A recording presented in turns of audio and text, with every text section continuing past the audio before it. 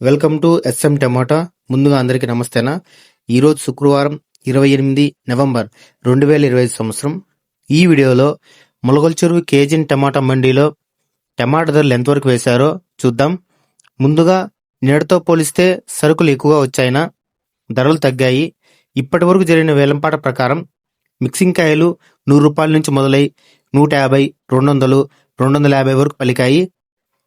Second quality కాయలు 250 నుంచి మొదలై 300, 350, 400 వరకు సెకండ్స్ పలికాయి.